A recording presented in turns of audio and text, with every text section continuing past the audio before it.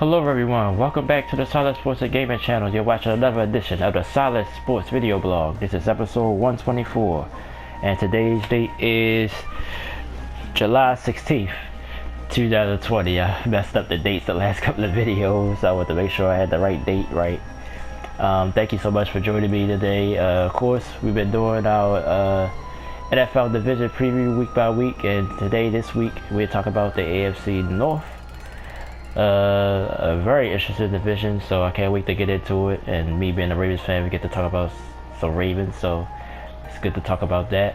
So that's what this video will contain of today, so I appreciate you guys the last few weeks, the support. Last week I got a lot of support, so I want to thank everybody for the support as we did the NFC North next week. And then next Thursday we'll stay at the AFC, we'll go to the AFC East, which will be interesting. Talk about the New England Patriots with Cam Newton joining them, and all the other teams. The Buffalo Bills, can they take a step up?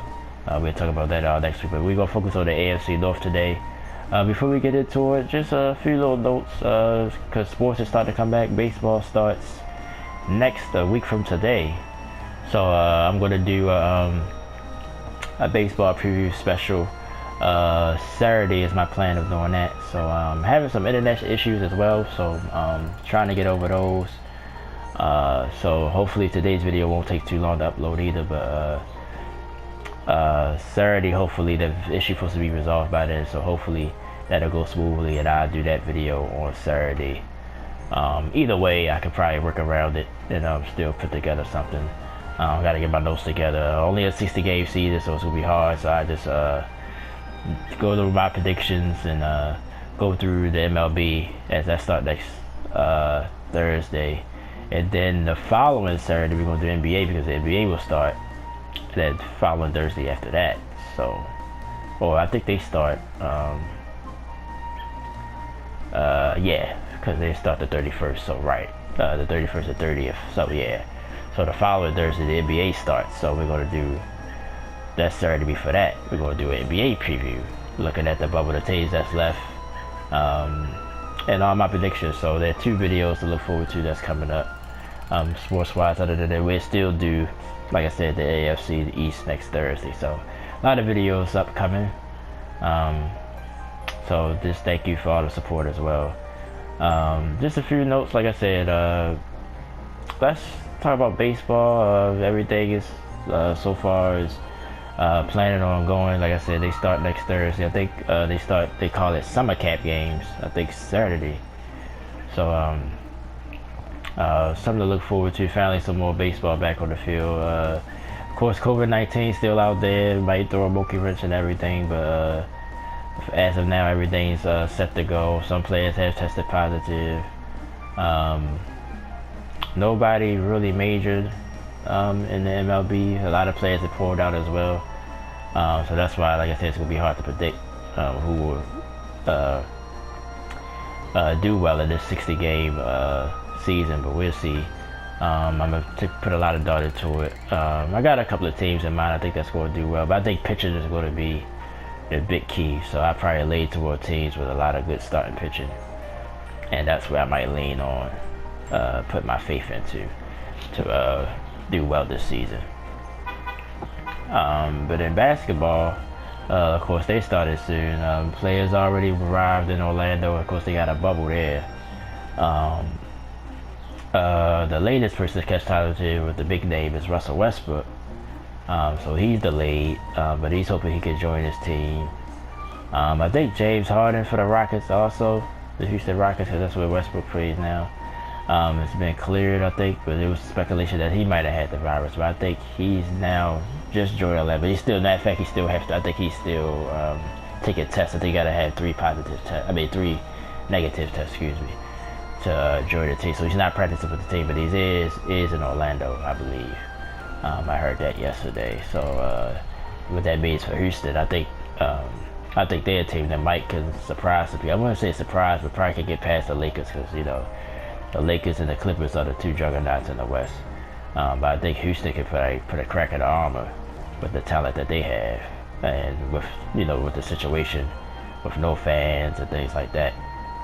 in a way Harden and Westbrook play. They play hard pretty much all the time. Not saying that other players don't, but I think they don't need the crowd.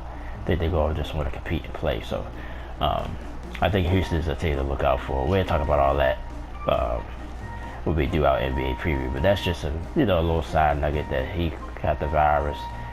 But the NBA doing real well with that. I think only about 30 players out of 350 have tested positive. So everybody's quarantining. They still got another week and a half. So we'll see how that goes for the NBA. So, but they still got another 2 weeks actually. So we'll see how that goes. But like I said, we'll talk more about the NBA and more about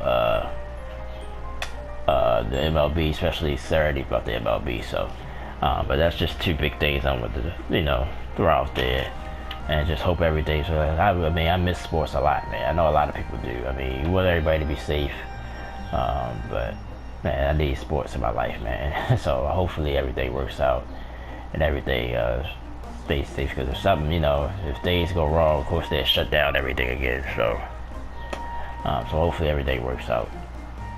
Also, another big news this week in sports. Of course, the Redskins name change.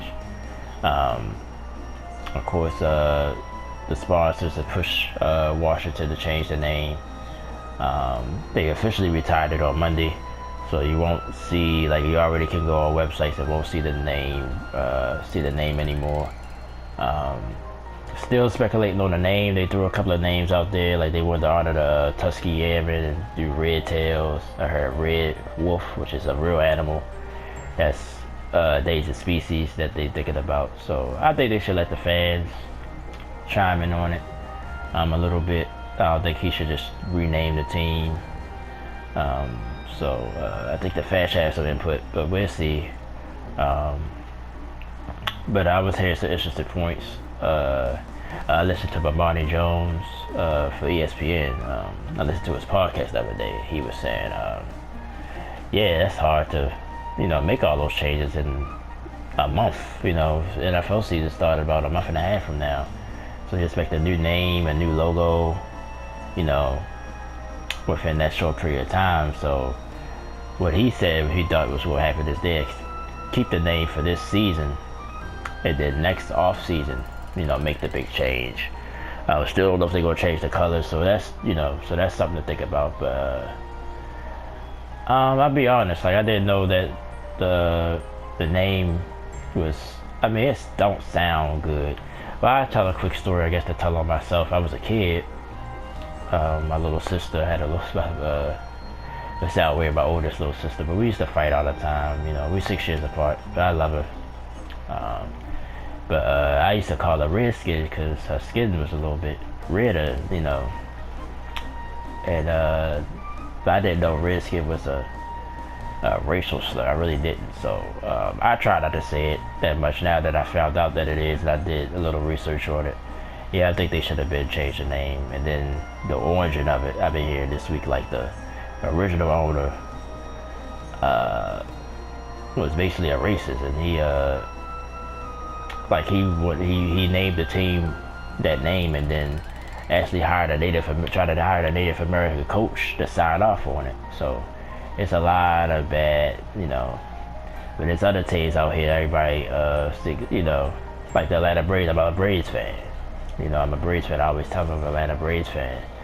And the origins behind the name and all that. But they already came out and said they're not going to change their name. The Chicago Blackhawks, another team that I kind of like. So I don't know, like, I had to look at it, really, like, dang, why I like all these teams, man. But I like I always, honestly, I like the Blackhawks. And we talk about the NHL, and the NHL starts, I think, soon too. I think they're going to be in Canada, though, playing. But I like the colors. That's what I liked about the Black, but I never really thought about the name. So, but like I said, these names, I guess, like the Chiefs, that's another one. That's on the Warriors, even though the Warriors sort of changed. But I heard something about the Warriors. They had to change their logo back in the day, in the 70s. And then as soon as they changed the logo, they won a championship. So, but it's possible all these teams have to reevaluate, and maybe have to change their names.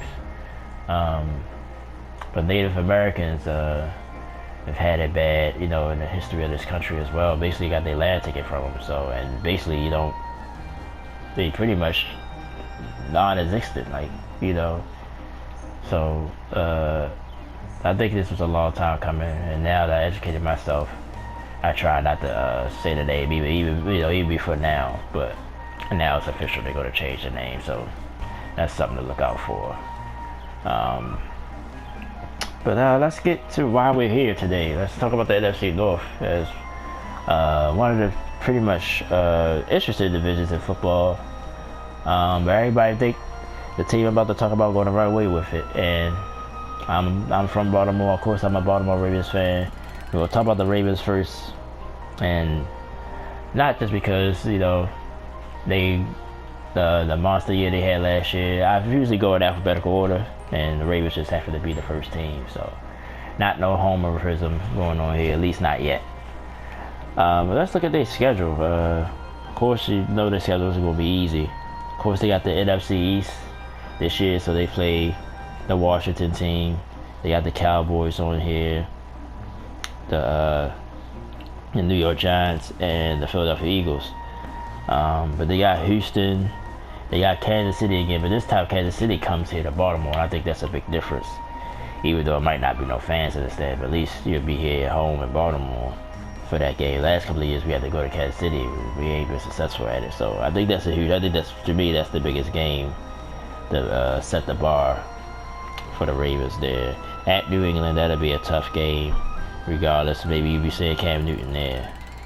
But in the division, you know, you got Pittsburgh, Big Ben coming back, so that's not going to be an easy game either. Never is. Cleveland, we'll see how, if they turn the corner this year. Cincinnati, a lot of, you know, I like Joe Burrow. I think he's going to do well. We'll talk about the Bengals actually next here.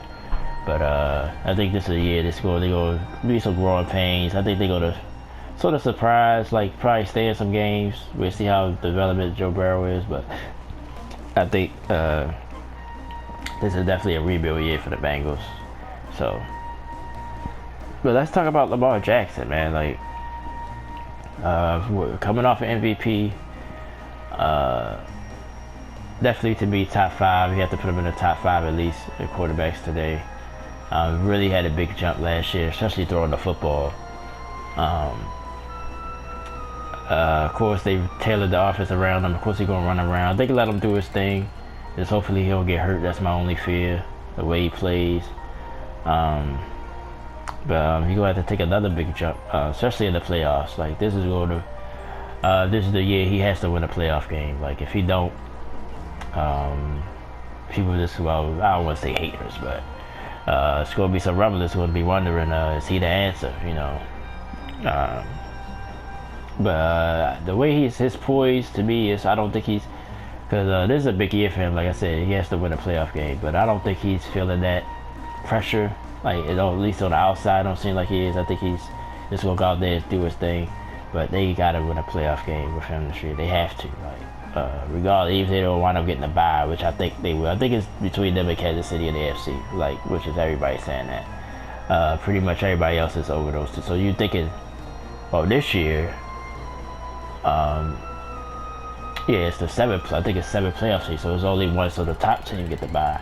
But even if they did well, so they might get it, they might not. We'll see how Kansas City plays this year, but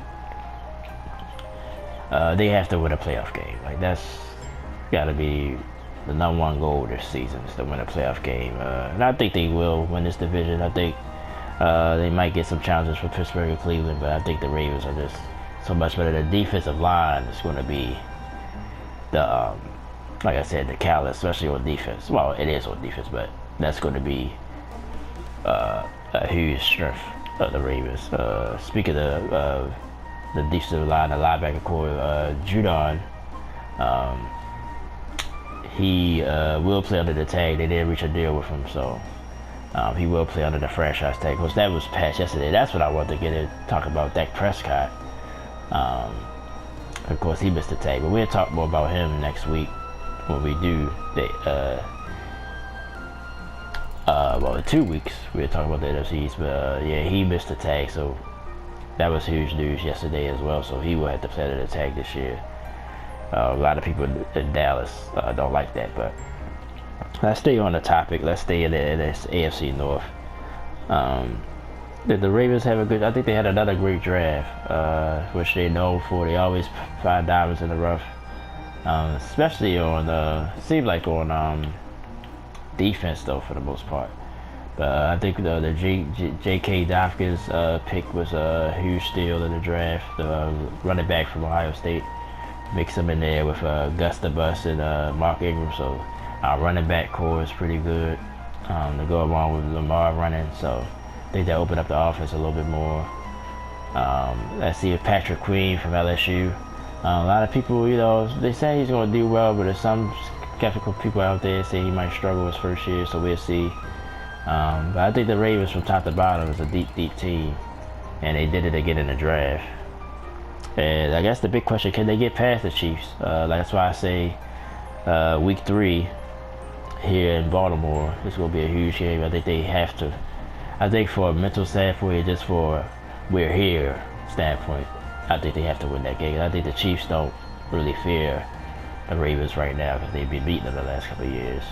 I think for a statement, I think the Ravens have to win that game, and that'll carry it to the rest of the season. But I expect the Ravens to do well. I expect them to win this division. Of course, I have a video of more of my deeper predictions of it. But yeah, I think the Ravens will win this division. I think they head and shoulders above everybody else. But Lamar Jackson, yeah, he would have to. Even if you have a monster in the regular season, I think it don't matter as much. I think he has to show it in the playoffs. 0-2 in the playoffs. He go to 0-3 in the playoffs. Like I said, it's going to be a lot of criticism coming his way. He's on the cover of man that's, if you believe in the Madden curse, which I necessarily don't, but it is to a lot of coincidences in the past that I'm a man. I ain't played bad last year, but I'm definitely going to try to get it this year. But yeah, a lot of people either getting hurt or something happening. So, like I said, he had an accident actually, on a jet ski. I think he flipped himself over and he scared a lot of people. So, but he's been working out the off season. Him and Marquise Brown and a couple other receivers. So I like how he approaching the game. So I think he's gonna be okay, but it's gotta be a playoff win this year. It has to be. All right, let's move on to the Cincinnati Bengals. Of course, the Bengals had a rough year last year. Was able to get the #1 pick, and they drafted Joe Burrow. Of course, no-brainer, almost. People will say maybe Tua had a chance to get it, but I don't think so. With Tua injury history, at least, I think that pretty much really the year Burrow had, but I think that pretty much separated, made a no-brainer that they was going to go with Joe Burrow, and he's from that area. But is he the right fit in Cincinnati? Let's look at their schedule first before we talk about that. Of course, they was, is in the basement, so not a tough schedule.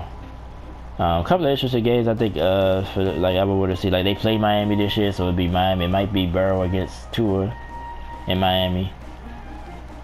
I think at Washington it's interesting because they still got the young Dwayne Haskins there. See how he develops this year with Ron Rivera now. A lot of interesting games at Philadelphia, at Indianapolis, at Houston, Tennessee at home. They start with the LA Chargers, and they drafted a young quarterback from Oregon. The name ain't coming to me right now, but Justin Herbert, yeah. So he's there. Let's see if I don't know if he's going to start week 1. Well, they got Tyrod Taylor in front of him, so he might not start.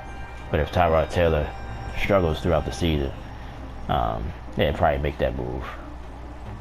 But yeah, pretty sure at the New York Giants, Giants at home, I think that'll be an interesting game. Him against, dang it, the young quarterback for the Giants that took over for Eli last year.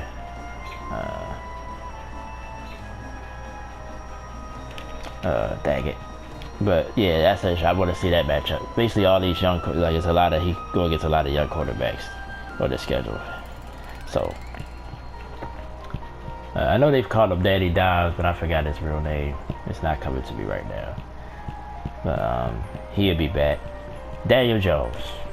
See, I like it when I come up with it when it comes to my brain. But like I said, when I'm not on camera, like I said, the camera, I was telling somebody this, or my good friend of mine this. When I'm on camera, I could, when I'm off camera, I could just name this, my brain works like that. But when I'm on camera, it's like, I'm trying to, I don't know if it's because I'd be a little nervous, but I just, my brain just locks up and I forget. But I think Cincinnati made the right choice. And I like the way Joe Burrow taking about it as well. So, depends on what you put around him. As always, yeah, you can be real good, but you gotta help him out. You gotta put some good teams around it. Cincinnati has done a good job over the years, with more with Marvin Lewis. They had teams, they just could never get over the hump. So we'll see. Still got AJ Green to help him out, veteran receiver. To me, still a great receiver. Cincinnati they've been winning the last few years, so he's been hurt as well. So I think he got something to prove. I think he'd be motivated. But how long would it take? How long would it take for the Bengals to be back respectable? I don't know. Maybe not that long. Maybe it could be sooner than later. With a Baker Mayfield, which we're going to talk about, will he develop? How long Big Ben will be in Pittsburgh? So those are two factors. But the Ravens ain't going nowhere with Lamar, so maybe that might be the new rivalry for a while. Even though I think Pittsburgh, especially with their defense, they coming. They're not going to be. Depends on who they get at quarterback, but I think this is going to be a tough division over the years. But is Zach Taylor the right coach? Be honest, I don't know much about Zach Taylor. He was a rookie coach last year. At times he flashed. I've seen some Bengals games because the region that I stay in. So I've seen a couple of Bengals games last year. Even though they wasn't winning, they were still sort of competitive. So I like that part about it. But he's tied to Joe Burrow, so at least he has some type of job security. But I think if you don't see improvement by the following year, that's usually when things start to rumble. So I think this year he's fine, no matter how bad Cincinnati does. Like I said, it's a rebuilding year. Joe Burrow, this is his rookie year. I mean, even though most rookies lately been coming in and playing pretty well, but we'll see. And the Bengals, like I said, they still got a decent defense, so not no pushover team, but definitely going to take some lumps this year, I believe. But I think they made the right choice taking Burrow, and they just got to build around them, and maybe the Bengals will be back respectable again. All right, let's move on to the Cleveland Browns. A lot of interesting things happening with the Browns. The Myles Garrett contract actually broke a record. He gets 100 guarantee. That came out yesterday. That first they reported was 50. It's 100 million guarantee. So that's a record for a defensive player.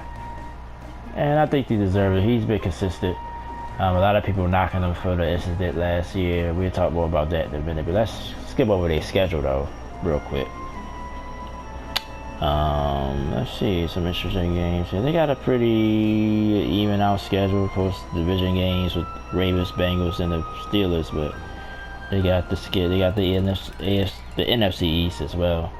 Philadelphia, Dallas, Washington, and the New York Giants.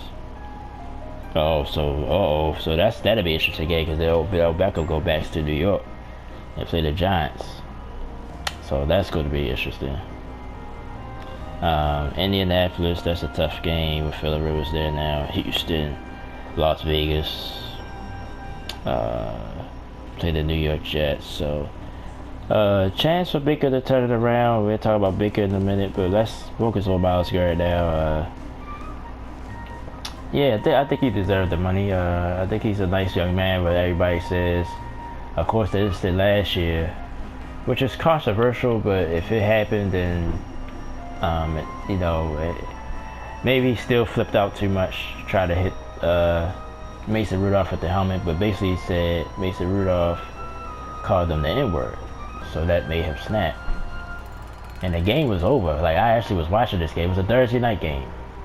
It was the Browns against the Steelers, and it's like 9 seconds left. I'm like, this game's over. I think actually I was working, so I was skimming through the game, and then I came up to you know, to rest, and I turned the game on to see it was over, and it was over. You know, the time was like 9 seconds left.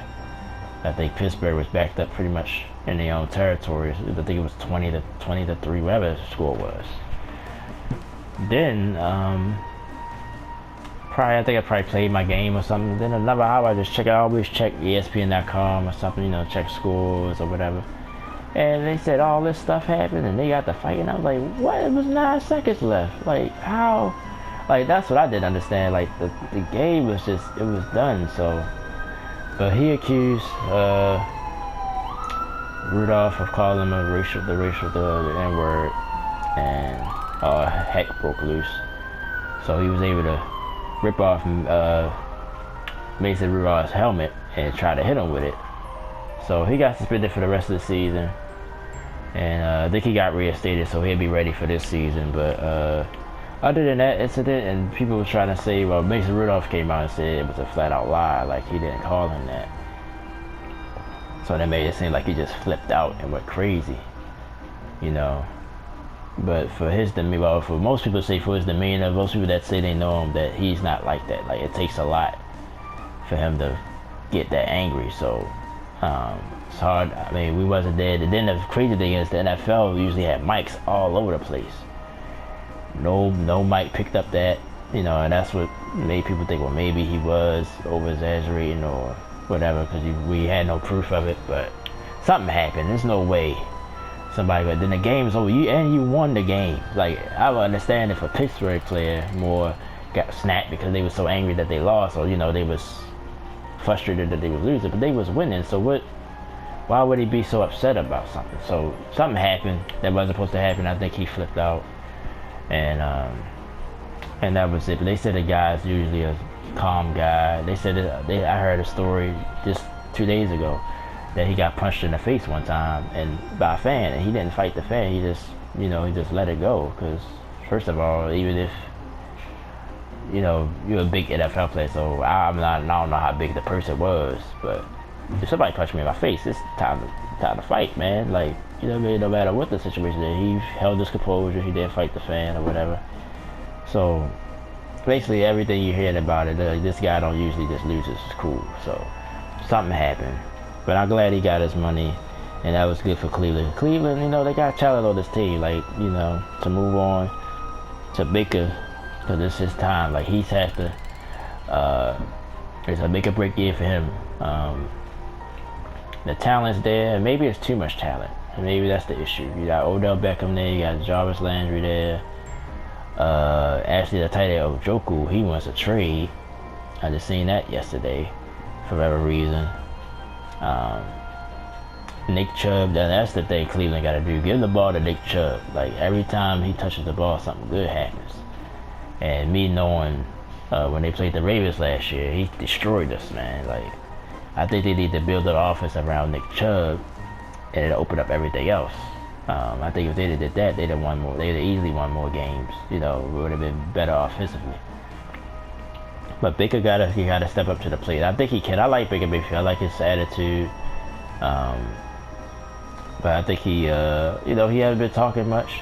So I think that's a good thing. Just go out there and play, man. Like, eventually you gotta go out there and play and show people what you can do. So hopefully he does that and put that stuff behind him. But yeah, I think he gonna have to, even if they don't make the playoffs, I think that's a goal of theirs. But I think he gonna have to have a good season, like, or, you know, Cleveland could be looking at another direction, because, you know, this is not, you know, this coach Kevin Stefanski.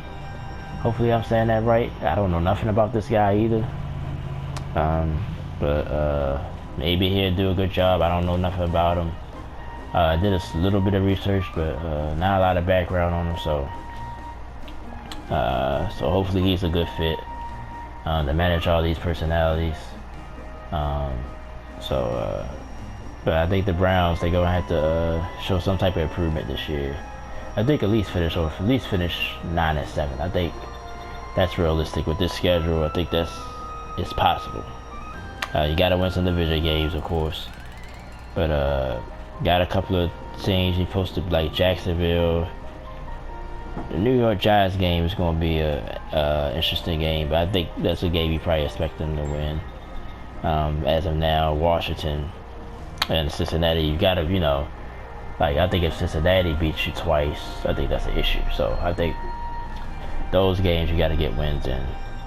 But I think it's possible, they could probably finish 9-7, especially if Baker take that next step. Pressure's on him this year, and we'll see what he can do. The Browns, like I said, I think they can finish 9-7. I think they're capable with the talent. They're capable of surprise. Well, I wouldn't say surprise, but being a 10-6 team. But a lot of good things will have to happen, and they have to stay focused. And we'll see if this coach can rein all that in. All right, one team left. All right, the most historic team, one of the most historic teams in pro football, the Pittsburgh Steelers. Big Ben is back. But let's look at the schedule here. They start with the New York Giants on the road, then Denver home. That's interesting. Houston. Of course, you got the typical division game. They at Buffalo, which would be an interesting game.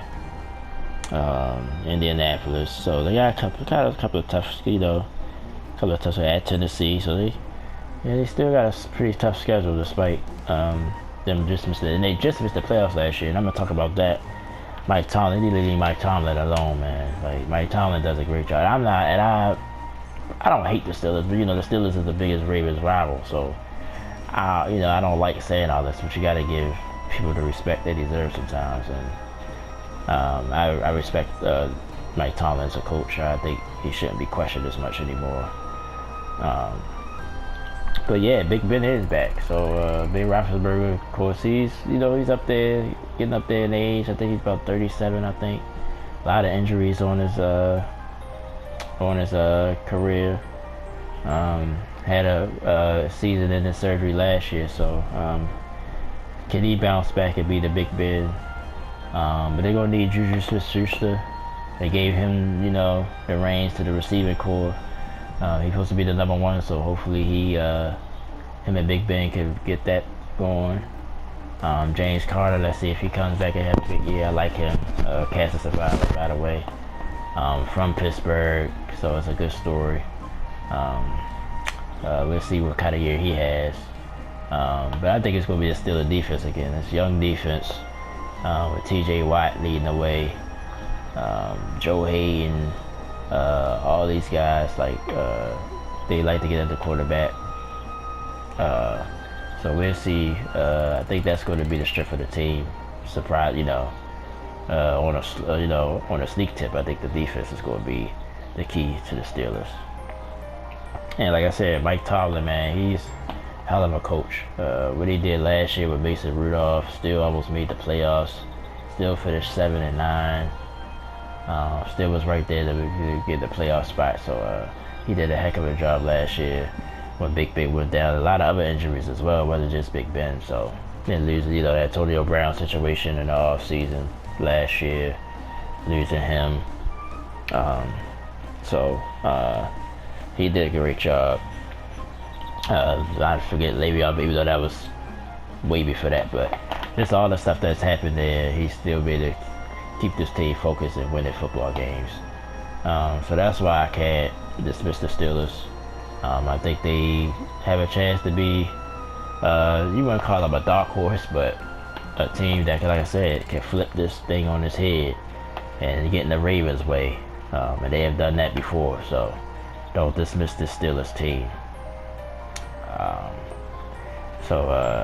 Like I said, when we do our NFL season preview, like I said, I get more predictions, get more deeper into predictions here.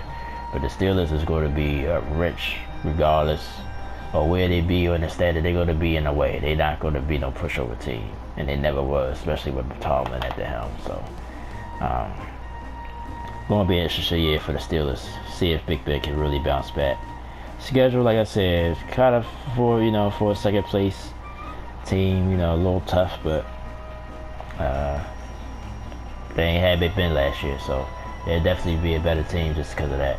And I think this defense is going to be very legit. I'd say top 5, possibly in the NFL. So, expect the Steelers to have a bounce back year.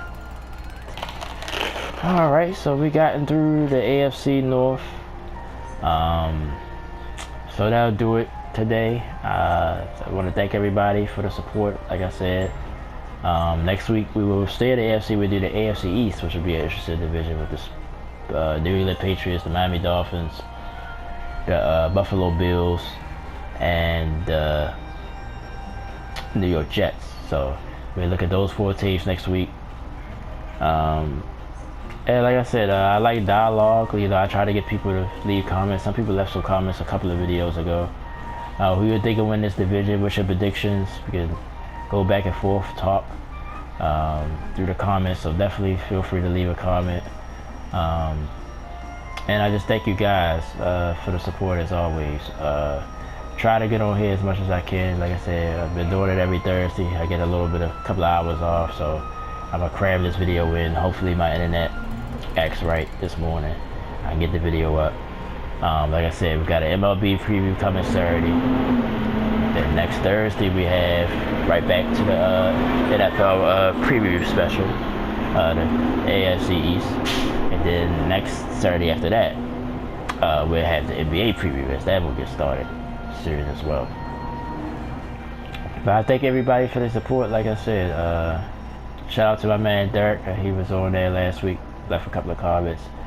Actually, that I had the Last of Us game. Though I don't, that's why I was asking you how good is it. It's gotten a lot of attention. But I never played the first one, so I'm the one that I like to play the first game because of the story.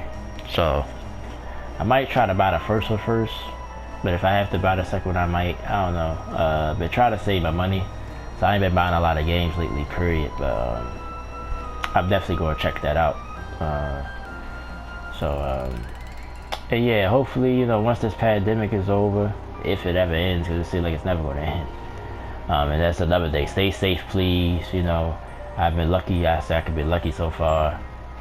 Even though I don't really go nowhere. Like I said, I'm in a assisted living facility. That's where I work. And we've been stuck here for the last 3 or 4 months. They usually go out every day, but we've been stuck in the house pretty much for 4 months now. So just going to the store, that's the only thing I've been doing. Going to see a friend of mine, and that's all, yeah, just you gotta stay safe. Like I said, I'm glad. I think our leaders overall has done a good job of being serious about the virus. I think that's what helped us as well. But yeah, stay safe.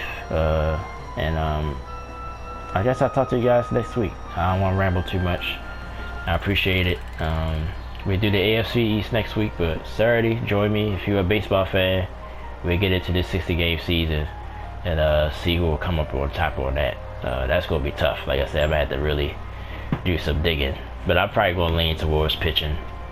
So, and the deeper team. So, I just thank you guys so much. And I'll talk to you next week. Well, I'll talk to you Saturday, actually. Thank you so much.